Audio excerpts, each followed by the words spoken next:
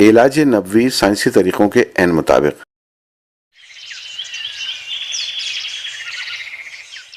کارخانہ قدرت میں کوئی شے بیکار نہیں۔ ایک ننھے سے کیڑے جونک کی مثالی دیکھ لیجئے۔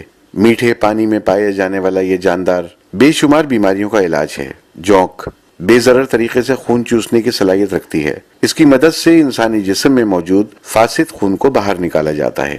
اس حقیقت کو فراموش نہیں کیا جا سکتا کہ جب بھی طب کا ذکر آتا ہے تو ذہن خود بخود طب نبوی صلی اللہ علیہ وآلہ وسلم کی طرف جاتا ہے۔ طب نبوی کی اہمیت بھی اپنی جگہ خود ایک حقیقت ہے، اور اگر کوئی ماہر اس طریقے سے علاج کر رہا ہے تو یقیناً نتائج بہت اچھے سامنے آتے ہیں، کیونکہ بہت سی احادیث کو آج کی سائنس 100% درست ثابت کرتی چلی جا رہی ہے کہ نبی اکرم صلی اللہ علیہ وآلہ وسلم جو علاج اور طریقہ اپنی احادیث کے ذریعے بتا چکے ہیں وہ حرف بحرف سائنسی بنیادوں پر کام کرتے ہوئے انسان کو بیماری سے نجات دیتی ہیں۔ آج ہم طب نبوی کے جس طریقہ علاج کے بارے میں جانیں گے وہ ہے حجامہ۔ حجامہ کیا ہے؟ یہ ایسا علاج ہے جس کی طبی اہمیت سے انکار ممکن نہیں، بلکہ دور جدید میں سائنسی لحاظ سے بھی اسے مفید قرار دیا گیا ہے۔ حجامہ آپ صلی اللہ علیہ وآلہ وسلم کی سنت اور ایک بہترین علاج ہے۔ رسول اللہ صلی اللہ علیہ وآلہ وسلم نے خود حجامہ لگوایا اور دوسروں کو ترغیب دی۔ رسول اللہ صلی اللہ علیہ وسلم نے فرمایا ان افضل ما تداویتم به الحجامہ، تمہارے علاجوں میں بہترین علاج، سب سے اچھا علاج وہ حجامہ کا علاج ہے۔ حجامہ کے ذریعے فاسد و خراب خون نکالا جاتا ہے جس سے وائرس، ٹاکسن، فیبرن، ڈیڈ سیل، مختلف قسم کے جراثیم اور درد نکل جاتا ہے۔ جو ہم کھاتے ہیں، جو ہم پیتے ہیں، جیسے دودھ بھی پیا تو بھینس کو انجیکشن لگتا ہے، وہ دودھ کے ذریعے ہمارے جسم میں آ جاتا ہے ٹاکسک۔ اسٹیرائڈز دیتے ہیں چکن کو کہ وہ کم سے کم ٹائم میں زیادہ زیادہ وزن اٹھا لے۔ سگریٹ اسموک ہے، ڈیزل فیومز ہیں، پیٹرول فیومز ہیں جو ہمارے سانس کے ذریعے اندر چلے جاتے ہیں، جو ہم کھاتے ہیں، جو ہم پیتے ہیں، ہر چیز میں ٹاکسن ہے۔ آپ کی اپنی باڈی ٹاکسن بناتی ہے، ہر نیگیٹو ایموشن جیسے کہ غصہ، فرسٹریشن، ٹینشن، پریشر، سٹریس، یہ ساری چیزیں ٹاکسنز بناتی ہیں۔ اور ہر ایلوپیتھک دوائی، آپ نے ڈاکٹر کی دوائی کھائی ہے، اس کے ٹاکسن آپ میں موجود ہیں۔ اب آپ کی باڈی بہت سارے ٹاکسنز واش آؤٹ کر دیتی ہے، لیکن بہت سارے جمع بھی ہو جاتے ہیں، اور جیسے جیسے آپ بڑے ہوتے چلے جاتے ہیں ویسے ویسے وہ جمع ہوتے جاتی ہے۔ اگر یہاں جمع ہو گئے تو آپ کے گھٹنے کام کرنا بند ہو جائیں گے، اگر یہاں جمع ہو جائے تو آپ کو سٹریس ہو جائے گا، یہاں پیچھے یہاں جمع ہو گئے تو گردے فیل ہونے کا اندیشہ ہے، یہاں جمع ہو گئے تو کولیسٹرول ہو جاتا ہے۔ تو ہر جگہ کے کو ریلیٹڈ پوائنٹس ہیں، تو جہاں جمع ہو جائیں گے وہ والا آرگن یا وہ والا جسم کا حصہ کمزور ہو اور فیل ہوتا چلا جائے گا۔ تو اللہ پاک کے فضل سے اور کرم سے حجامہ اتنی بہترین اور اتنی خوبصورت علاج ہے کہ یہ آپ کو یہ پرووائڈ کرتی ہے۔ خون کی گردش دوبارہ اپنی قدرتی حالت پر آ جاتی ہے، جبکہ حجامہ لگوانے سے کمزوری بھی نہیں ہوتی۔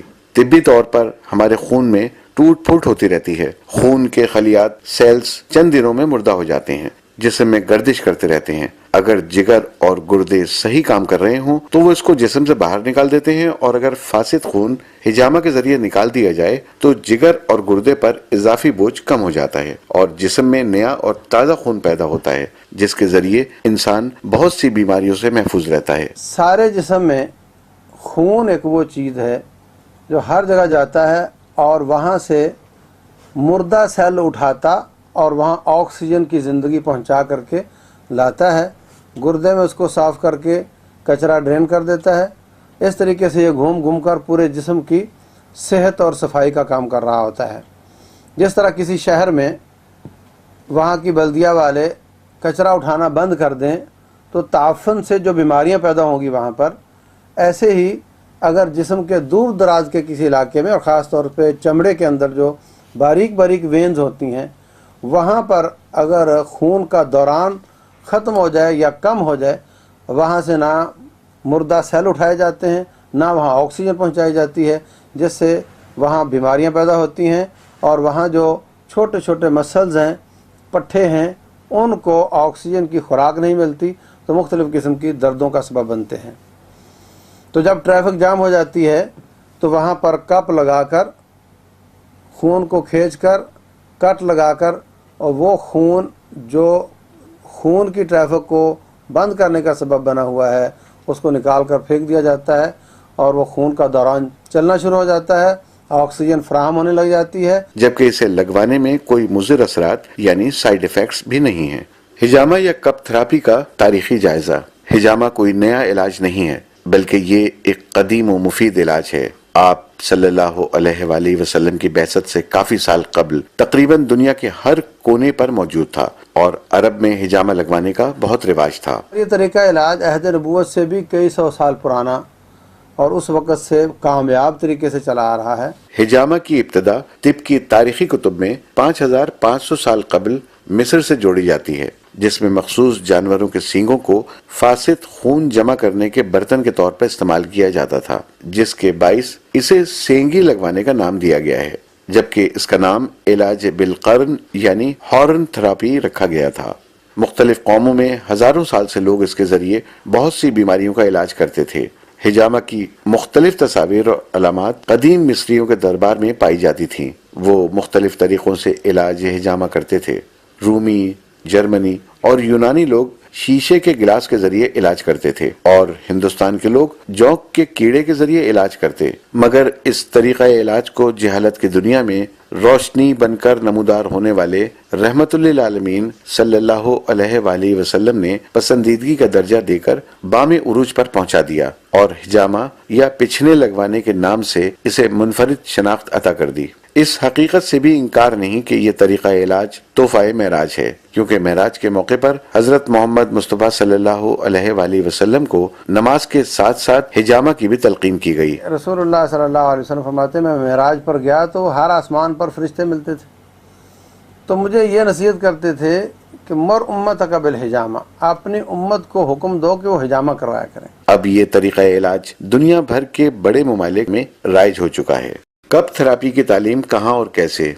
ہجامہ چونکہ قدیم علاج ہے اور یہ گرم و سرد دونوں علاقوں میں مفید ہے۔ چین کا یہ قومی علاج ہے اور وہاں پورے ملک میں کیا جاتا ہے۔ عرب ممالک کے علاوہ جنوب مشرقی ایشیا کے ملکوں میں بھی عام ہے۔ امریکہ اور یورپ کی یونیورسٹیوں میں ان طلباء کو جو کہ متبادل طب پڑھ رہے ہیں وہ ہجامہ یا کپ تھراپی پڑھایا اور سکھایا جاتا ہے۔ آکسفورڈ اور کیمبرج یونیورسٹی میں سن 1512 عیسوی سے 1940 تک باقاعدہ اسے پڑھایا جاتا رہا ہے، مگر پھر مخصوص ذہنیت کے لوگوں نے اسے اسلامی وحشیانہ طریقہ علاج قرار دے کر اس کی تعلیم ترک کر دی۔ لیکن پھر چند سال بعد لندن میں میڈیکل پروفیشنلز نے ایک متبادل علاج اور تھراپی کے بڑھتے ہوئے رجحان کو دیکھتے ہوئے سن 2008 میں برٹش کپنگ سوسائٹی کے نام سے ادارہ بنایا، جنہوں نے پہلے 2005 میں ہجامہ پر کامیاب تحقیق کے بعد اس کے علاج سے کافی لوگوں کو فائدہ پہنچایا۔ اب کپنگ سوسائٹی کے زیر اہتمام ہر دوسرے مہینے ترکی، انگلینڈ اور سعودی عرب کے تربیتی ورکشاپ باقاعدگی سے منعقد ہوتے رہتے ہیں۔ پاکستان کے مختلف شہروں میں بھی مخصوص ماہرین اور ڈاکٹرز ہیں جو اپنے طور پر اس علم کو آگے بڑھا رہے ہیں۔ میں نے ہسٹری آف ہجامہ لکھا، پروسیجر لکھا، اس کے بعد میں نے اپنے پیشنٹس کا دیکھا رسپانس کیا ہے کیا نہیں ہے، وہ میں نے سارا ایکیومولیٹ کیا۔ ساری الگ الگ سائٹوں میں تھوڑی الگ الگ حدیثیں تھیں، وہ میں نے ساری کمپائل کی اور بک میں نے لکھی۔ رسول اللہ صلی اللہ علیہ وسلم نے فرمایا ان کان الشفاء ففی ثلاث، اگر شفا ہے تو تین چیزوں میں ہے، ایک شرطۃ محجم وشربۃ عسل والکی، شہد پینا، شہد استعمال کرنا، نمبر 2 ہجامہ لگانا، نمبر 3 لوہا گرم کر کے زخم کو مندمل کرنے کی کوشش کرنا۔ لیکن میں اپنی امت کو لوہا گرم کر کے لگانے سے منع کرتا ہوں۔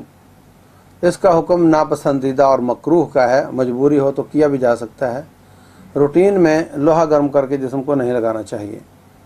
آج کل جب آپریٹ کرتے ہیں تو کاویے کے ساتھ، الیکٹرک کاویے کے ساتھ ساتھ زخم کو گرم بھی کیا جا رہا ہوتا ہے تاکہ خون زیادہ نہ نکلے، یعنی یہ گرم لوہا کر کے لگانے کا طریقہ آج بھی چل رہا ہے۔ تو 2 طریقے، ایک شہد کھانا اور ایک ہجامہ، یہ بہترین علاج ہے رسول اللہ صلی اللہ علیہ وسلم کے فرمان کے مطابق۔ جناب رسول اللہ صلی اللہ علیہ وسلم اس بات کا اظہار فرما رہے ہیں کہ امت اس نقطے کو سمجھے کہ اگر علاج پہ جانا ہے، تم کسی طریقہ علاج پہ جاتے ہو، ٹریٹمنٹ موڈیلٹی پہ جاتے ہو، تو ہجامہ اختیار کرو۔ کپ تھراپی کیوں کی جائے؟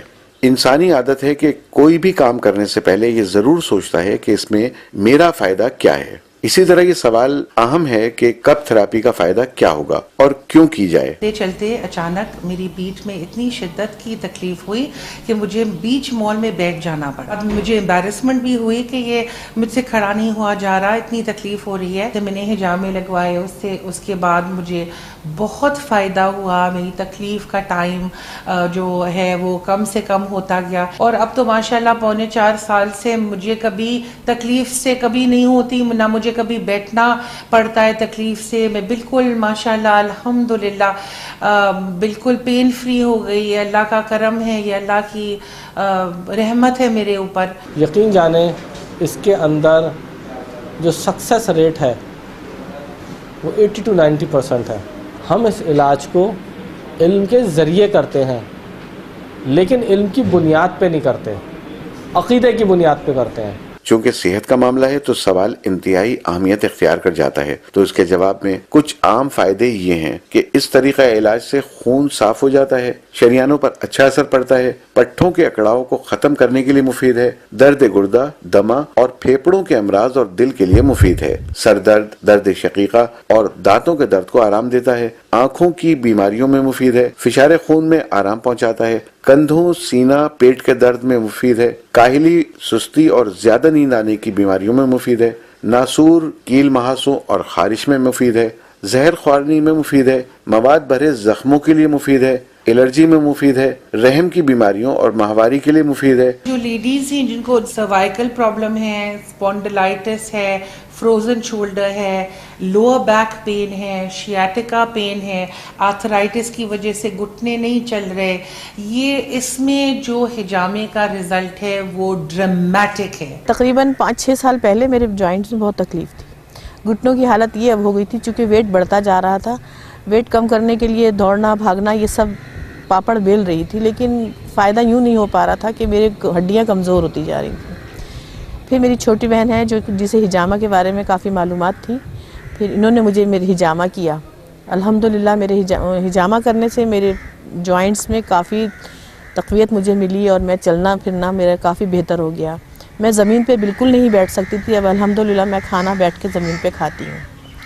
سیڑھیاں میں بالکل نہیں چل سکتی تھی, الحمدللہ اب میں سیڑھیاں بھی چڑھ لیتی ہوں. پلس یہ مجھ میں کافی یعنی توانائی سی محسوس ہونے لگی. لوگ دوائیوں اور گولیوں کو زیادہ ریفر کرتے ہیں, تو مجھے چونکہ حجامہ سے اتنا فائدہ ہوا ہے کہ میں سمجھتی ہوں کہ لوگ جو دوائیوں کے پیچھے بھاگتے ہیں وہ اپنے ویسٹ آف منی بھی ہیں اور ویسٹ آف ٹائم بھی ہے. تو بجائے دوائیوں کے, چونکہ میں نے خود اپنے اوپر حجامہ آزمایا ہے اور مجھے کافی ریلیف ملا ہے اس حجامے کے توسط سے. چونکہ میرے گھٹنوں میں درد تھا, میں چل نہیں سکتی تھی, مجھے بہت سی تکلیفیں تھیں, اور حجامہ صرف ایک بیماری کے نظریے سے میں نے کیا ہے, اور مجھے جو افادیت ملی ہے, جو مجھے فائدہ ہوا ہے, وہ مجھے کئی بیماریوں کو محسوس ہوا ہے. گھٹیا اور عرق النساء میں مفید ہے. جسم کے کسی حصے میں درد ہو تو اس جگہ لگانے سے فائدہ ہوتا ہے. بہت زیادہ میرے سر میں درد رہنے لگا تھا, اور میرا جو ہے نا وہ بلڈ جب جو ہے نا وہ زمین پہ میں پاؤں رکھتی تھی تو مطلب مجھے کرنٹ سا محسوس ہوتا تھا. میرا ہاضمہ بھی خراب ہو گیا تھا, خارش کا بھی میرا بہت مسئلہ تھا. حکمت سے مجھے تھوڑا بہت فائدہ ہوا تھا, لیکن مکمل طور پہ میں ٹھیک نہیں ہو پائی تھی نا, اور سوجن بھی بہت رہتی تھی. پھر مجھے حجامہ کے بارے میں علم ہوا کہ اس طریقے سے علاج ہوتا ہے, خاتون ہیں جو وہ کرتی ہیں. پھر میں نے اس کی معلومات کی, اسی طریقے سے میں نے جو ہے نا وہ اپنا علاج پہ شروع کیا آہستہ آہستہ, تو مجھے بہت فرق پڑا نا. تو پھر میری دلچسپی بڑھی کہ جب میں نا امید ہو گئی تھی اور اللہ تعالیٰ نے اس سنت طریقہ علاج سے مجھے شفا دیے.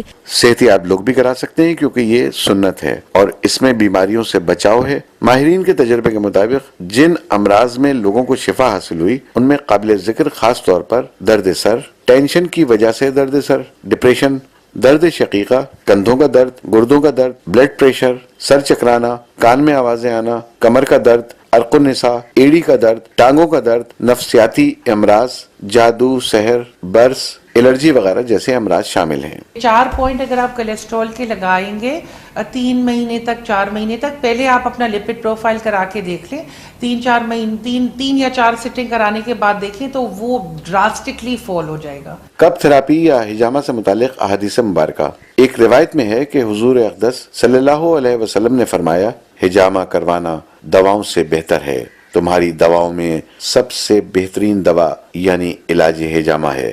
البخاری و مسلم, بخاری 5696, مسلم 4122.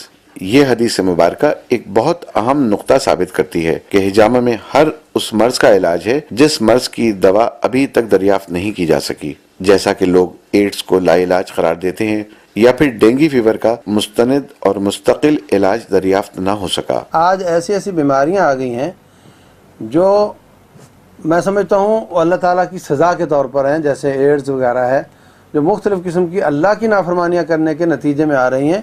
ان سے توبہ کرنی چاہیے, باز آ جانا چاہیے, اور اس کے بعد اگر یہ طریقے علاج اپنائے جائیں تو کبھی امید ہے کہ اللہ تعالیٰ ان کو ضرور شفا دے گا, کیونکہ رسول اللہ صلی اللہ علیہ وسلم نے فرمایا, ما انزل اللہ من دان الا انزل له شفاء. اللہ نے کوئی بھی بیماری پیدا نہیں کی جس کی شفا پیدا نہ کی ہو.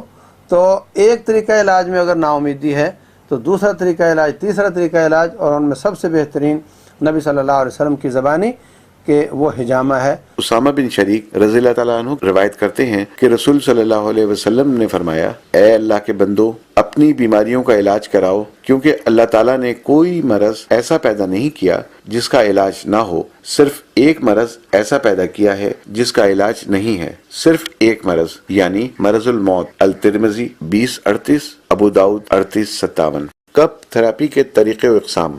ہجامہ عموماً 3 طریقوں سے کیا جاتا ہے. نمبر 1 جوک لگوانا, نمبر 2 بذریعہ آگ یعنی فائر کپنگ, اور نمبر 3 کپ تھراپی. اب کپ تھراپی کی بھی مختلف اقسام ہیں, جس میں خشک ہجامہ یا ڈرائی کپنگ. اس میں جسم کے مختلف جگہوں پر جہاں درد ہو وہاں پر بغیر کسی کٹ کے ہجامہ کیا جاتا ہے. دوسری قسم میں مساج الہجامہ, میسج اینڈ موونگ کپنگ. اس میں مریض کے جسم پر زیتون کا تیل لگا کر کپ کے ذریعے مختلف جگہوں پر بغیر کسی کٹ کے مساج کیا جاتا ہے. ان دونوں قسموں میں کسی وقت یا دن کی قید نہیں ہے. ان دونوں قسموں سے بیماریوں میں عارضی فائدہ پہنچتا ہے, اور یہ دونوں قسمیں سنت میں شامل نہیں ہیں. تیسری قسم جو کہ سنت رسول صلی اللہ علیہ وآلہ وسلم ہے, وہ ہے بلڈ کپنگ. اس ہجامہ میں جسم کے مختلف جگہوں اور حصوں پر جہاں ضرورت ہو بلیڈ کے ذریعے کٹ لگا کر فاسد خون نکالا جاتا ہے. اس میں ہر بیماری کا علاج ہے. یہ کسی ماہر تھراپسٹ یا ڈاکٹر سے لگوانا چاہیے جس نے باقاعدہ اسے سیکھا ہو اور پریکٹس کسی ماہر استاد کی زیر نگرانی کی ہو. ان قسموں کے علاوہ آج کل اور بھی بہت سی ہجامہ کی صورتیں منظر عام پہ آ رہی ہیں, جن میں ہربل کپنگ یعنی جڑی بوٹیوں کے ذریعے, شعاؤں اور لیزر کے ذریعے, واٹر کپنگ پانی اور بخارات کے ذریعے, مقناطیس کے ذریعے, میگنیٹ کپنگ, سوئی کے ذریعے, نیڈل کپنگ وغیرہ. اگر کوئی شخص محض اس کے اوپر کٹ نہ لگائے اور باقی سارے مراحل پورے کر دے, وہ ہجامہ نہیں کہلائے گا. وہ علاج سنت رسول صلی اللہ علیہ وسلم کے مطابق نہیں ہے. وہ علاج وہ نہیں ہے جو جناب رسول اللہ صلی اللہ علیہ وسلم نے اختیار کیا. سنت ہجامہ کی 2 وجوہات, نمبر 1 علاج کے لیے, نمبر 2 سنت کے لیے. سب سے پہلے ہم بات کریں گے ہجامہ سنت کے لیے. احتیاط کے لیے صحت مند لوگ بھی کرا سکتے ہیں, کیونکہ اسلامی طب و صحت اور طب نبوی صلی اللہ علیہ وآلہ وسلم کا اگر بغور مطالعہ کیا جائے تو معلوم ہوتا ہے کہ ہر قدم پر انسان کو بیماری سے روکنے کی تدبیر کرنی چاہیے, نہ کہ انتظار میں رہا جائے کہ جب انسان بیمار ہوگا تو پھر علاج کرائیں گے, کیونکہ احادیث میں آتا ہے کہ پرہیز علاج سے بہتر ہے. اب ہجامہ کروانے کی دوسری وجہ پر نظر ڈالتے ہیں جو کہ علاج کے لیے ہے. اس کو بھی ہجامہ سنت کہتے ہیں. آپ ایلوپیتھک دوائی کے پاس جائیں اور 3-4-6 مہینے بعد وہ دوائی بند کر دیں, نہیں. وہ کہیں گے جب تک آپ زندہ ہیں آپ نے ہماری دوائی کھانی ہے, چاہے آپ کو ڈائبٹیز ہے یا کولیسٹرول کی دوائی آپ کو عمر بھر کھانی پڑتی ہے, بلڈ پریشر کی عمر بھر کھانی پڑتی ہے, ڈائبٹیز کی عمر بھر کھانی پڑتی ہے. تو یہ اتنا بہترین علاج ہے کہ آپ علاج کرائیں اور آپ کو نجات ہو جاتی ہے, اور پھر 3-4 دفعہ ہجامے لگانے کے بعد وہ تکلیف چلی جاتی ہے. مطلب ایلوپیتھک میں تکلیف از دیر, وہ صرف آپ کا پین کٹ کرتے رہتے ہیں, چاہے وہ لیور پہ یا گردوں کو نیگیٹو افیکٹ کرے, ان کو پرواہ نہیں ہے, بس وہ لیکن پین وہیں کا وہیں ہے. جس وقت مریض کو اس کی ضرورت ہو اس کو لگایا جا سکتا ہے. اس سے نفع و فائدہ ہوگا، نقصان کا سوال ہی پیدا نہیں ہوتا۔ میں گھر کے اندر گر گئی تھی اور میرے ہاتھ کی کلائی ٹوٹ گئی تھی، پھر میرا ہاتھ ایسا ٹیڑھا ہو گیا تھا۔ میں نے ڈاکٹر کو دکھایا، اس نے پلاسٹر لگایا 15 دن کا، اس کے بعد اور پھر 15 دن کے بعد 1.5 مہینے کا لگایا، اس کے بعد کھلا جب پلاسٹر تو میرا ہاتھ ایسا ہی تھا، صحیح نہیں ہوا تھا۔ تو پھر میں نے ڈاکٹر کو دکھاتی رہی 3-4 مہینے۔ اس نے کہا کہ آپ کا عمر کا تقاضا جائے تو ایسا ہی ہاتھ رہے گا۔ میں کہا اللہ یہ کیسے ہو سکتا ہے کہ میرا ہاتھ اس طرح ہی رہے۔ پھر میں اس کے جڑے کے پاس گئی، اس سے کرایا، ہومیوپیتھک کا علاج کرایا، کسی سے مجھے صحیح نہیں ہوا۔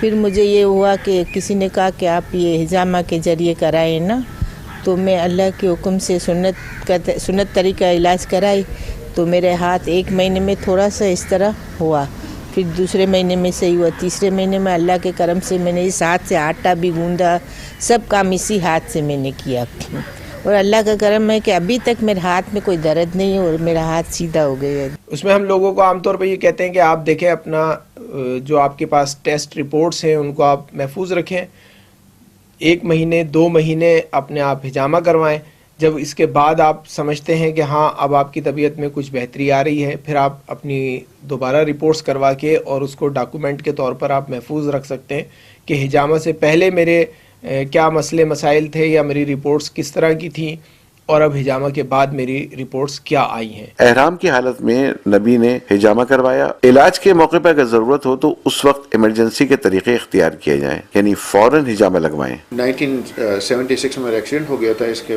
نتیجے میں میرے دونوں ہاتھ ٹوٹ گئے تھے۔ لیٹ 80s میں پھر میرا کار ایکسیڈنٹ ہوا جس میں میرے نیک اینڈ بیک ہرنیٹڈ ڈسک ہو گئی، اور اس کے نتیجے میں میرے ہاتھ میں نمنس ہونے شروع ہو گئی اور کمزور ہونے شروع ہو گئے۔ یہ آپ دونوں ہاتھوں میں دیکھ سکتے ہیں کہ یہاں پر گیپ نہیں ہے، یہ دبتا گیا اور اتنا کمزور ہوتا گیا کہ میری انگلی اور یہ میرا انگوٹھا بالکل کام کرنا تقریباً چھوڑ چکے تھے، جس کی وجہ سے میں اپنے ناخن بھی نہیں کاٹ سکتا تھا۔ سرجری کے لیے ڈاکٹر نے کہا، لیکن انہوں نے کہا کہ اس میں کوئی گارنٹی آپ کو نہیں دیتا کہ آپ کا ہاتھ سرجری سے بھی ٹھیک ہو جائے گا۔ اس کے لیے میں نے حجامہ کرانا شروع کیا۔ انہوں نے مجھے 4 ڈیفرنٹ پوائنٹس پہ کپس لگائے، اور اس سے الحمدللہ مجھے اتنا افاقہ ہوا کہ میری انگلیوں میں موومنٹ آ گئی۔ الحمدللہ میرے ہاتھوں میں آج گرپ ہے، آج میں ناخن کاٹ سکتا ہوں، اور میں اپنے ہاتھوں سے وہ کام کر سکتا ہوں جیسے بٹن لگانا، اور کوئی کام نہیں کر سکتا تھا۔ میں دن بہ دن کمزور ہو رہے تھے، تو الحمدللہ رب العالمین مجھے اللہ سبحانہ وتعالیٰ نے حجامہ کی وجہ سے شفا دی ہے۔ حجامہ کے خاص دن۔ کپنگ تھراپی کا طریقہ کار اپنی جگہ، مگر اسے 3 دن چاند کے حساب سے 17، 19 اور 21 کی تاریخیں حجامہ کے خاص دن ہیں، جس میں شفا یقینی ہوتی ہے، جو کہ حدیث شریف سے بھی ثابت ہے کہ حضرت ابو ہریرہ رضی اللہ تعالی عنہ حضور صلی اللہ علیہ وسلم کا ارشاد نقل کرتے ہیں کہ چاند کی 17 تاریخ کو حجامہ لگوائیں تو ان میں ہر بیماری کے لیے شفا ہے۔ ابو داؤد، ابن ماجہ 3486، الحاکم 7476۔ حضرت انس بن مالک رضی اللہ تعالیٰ عنہ فرماتے ہیں کہ اگر کسی نے حجامہ کروانا ہو تو وہ اسلامی عربی حساب سے 17، 19 اور 21 تاریخ کو حجامہ کروائے، اس میں شفا کے زیادہ چانس ہوتے ہیں۔ تاریخ عربی کی مغرب سے شروع ہوتی ہے، تو 16 اور 17 کے بیچ کی رات کی جو مغرب ہے اس کے بعد 17 شروع ہو جاتی ہے، تو 16 کے بعد جو مغرب آئے گی وہاں سے جو 17 کے بعد مغرب آئے گی وہاں تک یہ 17 تاریخ ہے۔ اسی طرح 19 تاریخ اور 21 تاریخ، تو ان دنوں میں کوشش کرنی چاہیے کہ حجامہ کروایا جائے۔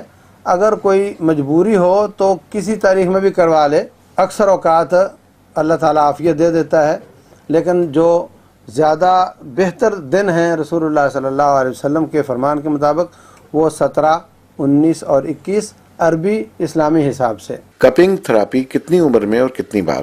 حجامہ ہر عمر میں لگوایا جا سکتا ہے، مگر معمر اور زیادہ کمزور بوڑھے حضرات کو حجامہ لگاتے وقت احتیاط کرنی چاہیے۔ میرے دانتوں میں مسئلہ ہوا اور میرے مسوڑوں میں سوجن اور خون آنا، اور اس طرح میرے دانتوں میں بہت تکلیف رہی، اور آہستہ آہستہ کر کے میری داڑھیں خراب ہونی شروع ہوئیں، اور پھر ایک کے بعد ایک اس طرح تقریباً میرے کافی عرصے میں جیسے बहुत साल लगे इसमें कि एक एक करके मेरे दांत निकलते गए ना। इसी दौरान मेरी शादी भी हुई, बच्चे भी हुए, तकलीफ सहती रही, डॉक्टरों के पास जाती रही। वो कहते थे कि भाई ये तो होता है इस तरह। इलाज तो मेरे चल ही रहे थे, एलोपैथिक इलाज चल रहे थे, उसमें फिर होम्योपैथिक भी करवाया, फिर हिकमत के ज़रिए मैंने इलाज करवाया। फिर इस तरह तकलीफ बढ़ते बढ़ते बढ़ते बढ़ते आखिर लोगों ने कहा कि भाई हो सकता है कोई जादू आसेब या नज़र इस तरह से कोई चीज़ है, तो रूहानी इलाज भी मेरे हुए। फिर इसके बाद जो है ना वो मुझे हिजामा के ज़रिए इलाज के बारे में पता चला और फिर मुझे इत्मीनान ये हुआ कि ये सुन्नत तरीका इलाज है।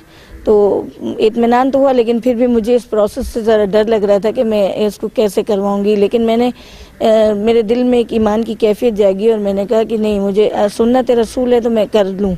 इतना कुछ किया है तो कुछ फ़र्क नहीं पड़ा है, तो मैं इंशाल्लाह कोशिश करूँगी और बर्दाश्त करूँगी अगर तकलीफ़ होगी तो। और मैंने उस चीज़ को किया। मुझे बुखार चढ़ा, 3 दिन मेरी बहुत तबीयत ख़राब रही, लेकिन ये कि मैंने इस इलाज से फिर मतलब उसको छोड़ा नहीं। और 3 दिन बाद मुझे इतना सुकून मिला कि जैसे कोई भारी बोझ मेरे सर से हट गया हो। सेहतमंद जिस्म वाले हजरात को हिजामा लगवाना चाहिए, क्योंकि खून निकलवाने वाला इंसान हमेशा तंदुरुस्त रहता है और हर बीमारी से महफूज रहता है। मैंने 94 ईयर ओल्ड एक आदमी का किया, 94 साल, और वो अभी भी हयात हैं अल्हम्दुलिल्लाह, एंड इज़ फाइन। 5 साल के बच्चे का भी हमने किया, लेकिन अमूमन हम 10 साल के बच्चे से, क्योंकि बच्चा इतना कंपोज हो कि वो इस इलाज के तरीके को सही तरह समझ के हमारे साथ कोऑपरेट करे। अगर मरीज एक बार हिजामा से ठीक ना हो तो 3 से 7 दफा हिजामा कराना चाहिए। 3-4 साल पहले मेरे गुर्दे में दर्द उठा, तो डॉक्टरों के पास गए, मेरे पैरों में सूजन थी। उन्होंने कहा आप पूरा अरेंज कर लें, खून का भी कर लें, गुर्दे का भी कर लें, आपकी बायोप्सी होगी और आपको इसी हालत में आपका गुर्दा दूसरा बदली होगा। तो फिर है ना बहन को साथ ले गई, इसने कहा मुझे कुछ नहीं कराना, ऑपरेशन या ना बायोप्सी करानी है ना।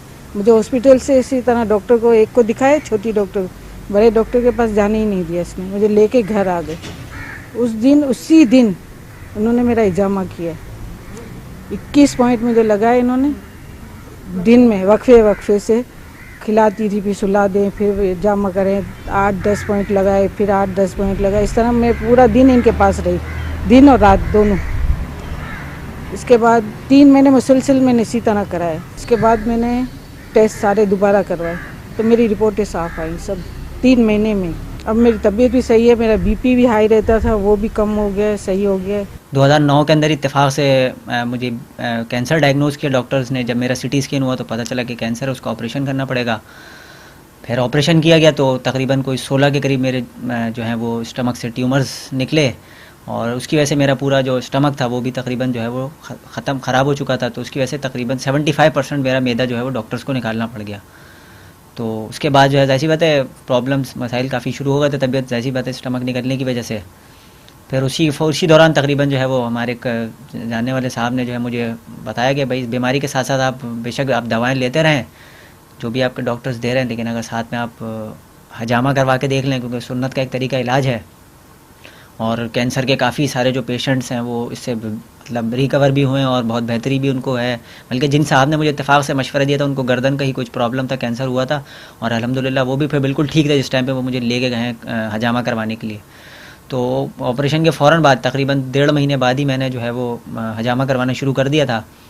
और फिर अल्लाह का शुक्र है कि उसकी वजह से ना तो मुझे फ़ौरी तौर पे किसी किस्म की कोई परेशानी का सामना हुआ, यानी कि एक चीज़ होती है कि हजामे की वजह से कोई तकलीफ़ होती या परेशानी होती मुझे, या कमज़ोरी की वजह से कि मेरा मैदा नहीं था। शायद डॉक्टर्स भी परेशान थे कि कर सकेंगे या नहीं कर सकेंगे जो कर रहे थे, लेकिन ये कि अल्लाह का शुक्र है उस तमाम तर कंडीशन के बावजूद भी हजामा कराया तो किसी भी किस्म की कोई परेशानी का सामना नहीं हुआ। बल्कि अल्लाह का शुक्र ही है कि उसके बाद जो है एक मुस्तकिल जो है वो मेरी तबीयत में किसी न किसी सेंस में बेहतरी रही है। नहीं कि ट्यूमर आज भी मेरे जिस्म के अंदर एक आध मौजूद है और दवा भी मैं उसके लिए लेता भी हूँ और कभी नहीं भी लेता, लेकिन उससे इतना ज़्यादा कोई प्रॉब्लम नहीं पड़ता। लेकिन ये है कि उसके बाद मुसलसल मैंने हर महीने का जो है वो अपना हजामा वो मैंने जारी रखा, और जिसका नतीजा ये है कि अल्लाह का शुक्र है मैं आज मतलब बिल्कुल ठीक नहीं, लेकिन तकरीबन अल्लाह का शुक्र है कि अपनी तमाम तर एक्टिविटीज़ को जारी रख सकता हूँ और करता भी रहता हूँ, और उसमें मुझे किसी किस्म की परेशानी का सामना नहीं होता। तो यानी कि हजामे का एक तरीका तो ये भी था कि सुन्नत का एक इलाज है, मतलब बहुत सारे लोग सिर्फ सुन्नत के हवाले से भी इसको कबूल करते हैं कि सुन्नत है और हम एक सुन्नत को पूरी कर लेते हैं। और दूसरा ये कि वो इलाज के सेंस में भी अल्लाह ताला के नबी की हदीस भी है, अल्लाह के रसूल सल्लल्लाहु अलैहि वसल्लम की, तो उस सेंस के अंदर भी बहुत सारे लोग उस चीज़ को कबूल करते हैं। शिफा अल्लाह की तरफ से है, किस वक्त मिलनी है, हो सकता है आज ही अभी मिल जाए, ہو سکتا ہے کل آپ کو فائدے ہوں اور ہو سکتا ہے کہ دوسری دفعہ میں آپ جب حجامہ کروائیں اس وقت میں آپ کو فائدے ہوں. 15 دن یا مہینے کے وقفے سے ڈاکٹر کے تجربے کے مطابق حجامہ کروایا جائے. کپنگ تھراپی کے لیے ضروری اشیاء. ہر طریقہ علاج کے لیے حجامہ یا کپنگ تھراپی کے بھی کچھ مخصوص لوازمات ہوتے ہیں، جن میں دستانے جو صرف ایک مرتبہ استعمال کیے جاتے ہیں، ویکیوم پمپ، ٹیشو پیپر، نیا ریزر بلیڈ، گلاس یا کپ جو کہ حجامہ کی جگہ پر فاسد خون جمع کرنے کے لیے لگایا جاتا ہے. احتیاطی تدابیر. حجامہ سے پہلے جن چیزوں کا خیال رکھیں. حجامہ کروانے سے پہلے اپنی تمام بیماریوں کے بارے میں تھراپسٹ کو آگاہ کریں تاکہ وہ ان چیزوں کو مد نظر رکھتے ہوئے آپ کا علاج کرے. خاص طور پر شوگر، کینسر، ہیموفیلیا، دل و جگر کے امراض والے مریض اور گردوں کی مختلف تکالیف کے لیے مفید ہے. خون کا عطیہ دینے والے 3 یا 4 ماہ بعد حجامہ کروائیں. خون پتلا کرنے والی ادویات استعمال کرنے والے ان ادویات کو روک لیں پھر حجامہ کروائیں، اور نشہ اور ادویات استعمال کرنے والے حضرات جب تک ان کو چھوڑ نہ دیں حجامہ نہ کروائیں. حجامہ لگاتے وقت ضروری ہے کہ مریض خالی پیٹ ہو یا کھانے پینے کے کم سے کم 2 گھنٹے بعد حجامہ لگوایا جائے. حجامہ کا طریقہ. اگرچہ حجامہ کسی ماہر طبیب یا ڈاکٹر سے ہی کرانا چاہیے، مگر معلومات کے لیے ہم طریقہ بھی بتاتے چلیں کہ حجامہ کرنے والا ہاتھوں پر دستانے چڑھا لے اور مریض کے درد کے مقام کے جلد کو اچھی طرح صاف کر لے. بال ہوں تو انہیں سیفٹی ریزر سے صاف کر دیں، ورنہ کپ بالوں کی وجہ سے جلد پر نہیں چپکے گا. کپ لگا کر پمپ کے ذریعے ہوا کھینچ لی جاتی ہے، جس کی وجہ سے اندرونی دباؤ کے باعث مریض کی جلد ابھر کر سامنے آ جاتی ہے اور جسم کا گندا خون جلد کی سطح پر آ کر جمع ہو جاتا ہے. کپ کو ایسے ہی 3 سے 5 منٹ تک رہنے دیا جاتا ہے، پھر یہ جگہ نرم ہو جاتی ہے. اس نرم جلد کے حصے پر تھوڑے تھوڑے فاصلے پر بلیڈ سے ہلکے ہلکے کٹ لگا دیے جاتے ہیں. اب ایک مرتبہ پھر کپ کو اسی جگہ پر دوبارہ لگا دیا جاتا ہے. پمپ سے کپ کی ہوا کھینچ لینے سے دباؤ کے باعث کٹ کے اندر سے خون رس رس کر کپ میں جمع ہونا شروع ہو جاتا ہے. کپ کو اسی حالت میں کچھ دیر رہنے دیا جاتا ہے اور گندا خون جمع ہو جانے کے بعد پھر گلاس کو الگ کر دیا جاتا ہے. کچھ لوگ انجیکشن لگوانے سے جیسے ڈرتے ہیں، تو اسی طرح سے وہ حجامہ سے بھی ان کا ایک خوف ہوتا ہے کہ یہ کٹ لگے گا باڈی کے اندر ہماری، تو اس سے بہت زیادہ تکلیف ہوگی یا نقصان ہوگا یا کٹ صحیح نہیں ہوگا. اس طرح کی چیزیں ہوتی ہیں. جب وہاں پہ ہم کپ لگا کے اور سکنگ کرتے ہیں تو آس پاس کے ایریے کی ساری سرکولیشن جو ہوتی ہے وہ وہاں پہ کھنچ کر ٹاکسنز جمع ہو جاتے ہیں. اور ایک عام مثال ہے اس کی کہ آپ اگر کسی بھی اپنی انگلی کو بھی دبا کے تھوڑی سی دیر رکھیں گے تو جب وہاں کی سرکولیشن رکتی ہے تو وہاں پہ وہ ایک ایسی کیفیت ہو جاتی ہے کہ وہ جیسے سن ہو گیا ہے. تو یہی کیفیت اس میں بھی ہوتی ہے کہ وہ وہاں پہ سرکولیشن رکنے کی وجہ سے اور وہ کھچاؤ آنے کی وجہ سے وہاں پہ تھوڑی سی دیر کے لیے ایسی کیفیت ہو جاتی ہے کہ وہ حصہ تھوڑا سا ایسا ہو جاتا ہے کہ وہاں پہ جب کٹ لگائے جاتے ہیں تو وہ محسوس نہیں ہوتا کہ اس سے کوئی تکلیف ہوئی ہو یا کوئی چیز ایسی ہوئی ہو. اور حقیقت میں بھی اس سے تکلیف نہیں ہوتی، صرف چند سیکنڈ کی ایسی چبھن ہوتی ہے یا ایسا لگتا ہے کہ جیسے کسی نے کسی تیز چیز سے خارش کی ہے یا چیونٹی نے جیسے کاٹا ہے. اس طرح کی معمولی سی تکلیف ہوتی ہے. حجامہ یا کپنگ تھراپی کراتے وقت کی دعا. حجامہ کرتے اور کراتے وقت آیت الکرسی پڑھا جاتا ہے. اس کی وجہ یہ بتائی جاتی ہے کہ حضرت علی بن ابی طالب رضی اللہ تعالیٰ عنہ سے روایت ہے کہ رسول اللہ صلی اللہ علیہ وسلم نے ارشاد فرمایا کہ جس شخص نے حجامہ کراتے وقت آیت الکرسی پڑھی تو اس کو حجامہ کرانے کا مکمل فائدہ حاصل ہوگا. ابن کثیر. حجامہ کے بعد کپنگ تھراپی کے بعد کیا کرنا چاہیے؟ یہ سوال بھی اپنی جگہ اہم ہے. اس کے جواب میں رسول اللہ صلی اللہ علیہ وسلم نے فرمایا ہے کہ اپنے مریضوں کا علاج صدقے سے کرو. اس لیے مریض یا کپنگ تھراپی کرانے والا کچھ صدقہ کر دے. شکرانے اور شفا کی نیت سے 2 رکعت نفل پڑھ لیں کہ اللہ تعالیٰ نے ہمیں سنت پر عمل کرنے کی توفیق نصیب فرمائی. حجامہ والی جگہ پر شہد یا زیتون کا تیل لگائیں. علاج کی ہوئی جگہ پر چند گھنٹے تک صابن اور شیمپو نہ لگائیں اور اپنے جسم کو ایئر کنڈیشن اور ٹھنڈی ہوا سے محفوظ رکھیں. اگر تھکاوٹ یا نیند محسوس ہو تو آرام کرنے کا مشورہ دیا جاتا ہے.